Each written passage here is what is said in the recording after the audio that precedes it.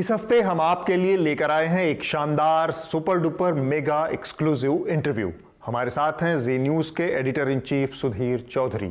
बहुत समय से हम इनको एक अदद इंटरव्यू के लिए मना रहे थे, लेकिन छोटे मोटे लोगों से सुधीर सर अक्सर बात नहीं करते। बड़ी मुश्किल से मनाया है उनको हमने, सिर्फ आपके लिए। आपका ये एहसान हमें याद रहेगा सुधीर सर।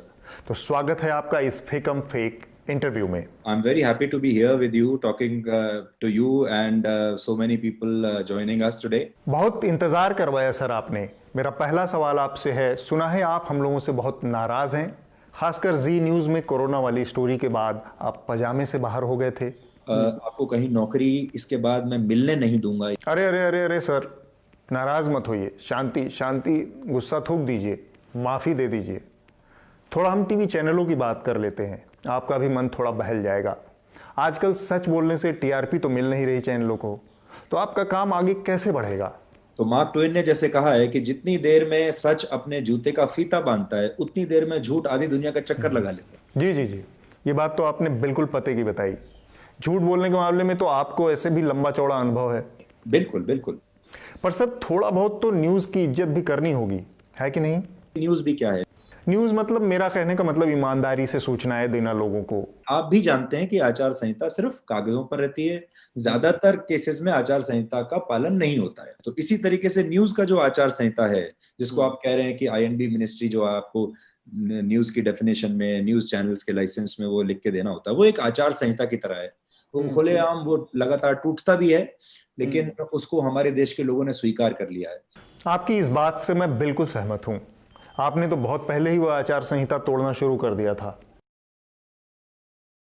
पर आजकल एक डर तो बना रहता है सर कि कहीं कोई फैक्ट चेक कर ले, मिट्टी पलीद हो जाती है अगर सच्चाई सामने आ जाती है तो। अब उसमें कितनी सच है और कितनी झूठ है, ये अभी चेक करने का किसी के पास कोई समय नहीं है। Absolutely right sir. मैं थोड़ा आगे बढ़ता हूं। अगर मैं आपसे पूछूं कि आपने इतना लंबा चौड़ा समय पत्रकारिता को दिया है और इस दौरान आपका सबसे बड़ा मास्टर स्ट्रोक कौन सा है? अगर मेरी बात करें तो मैं कहूंगा कि 2000 के नोट में आपने जो नैनो चिप टेक्नोलॉजी खोजी थी, वो सबसे बड़ा मास्टर स्ट्रोक था। Not any more. अच्छा, वो नहीं है? अच्छा, एक बार मुझे फिर से तुक्का लगा लेने दीजिए।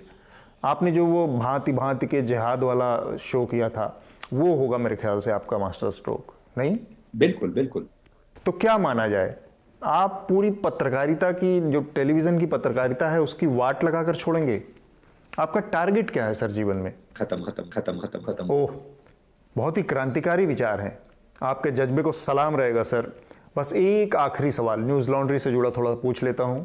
इन दिनों मीडिया का जो बिजनेस मॉडल है, उसे आप सही मानते हैं? जो बिजनेस मॉडल है न्यूज का, मुझे कई बार लगता है कि उस बिजनेस मॉडल भी वो एक बहुत बड़ी वजह है कि न्यूज में जो ये मिलावट आई है उसकी वजह से। वाह वाह, क्या बात कही आपने।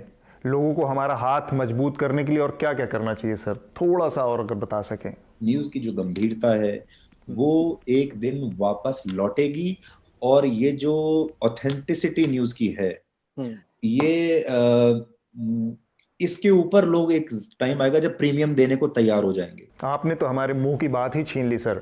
खुदा खैर करे आपका। हमसे बातचीत करने के लिए बहुत बहुत शुक्रिया। Thank you. Thank you.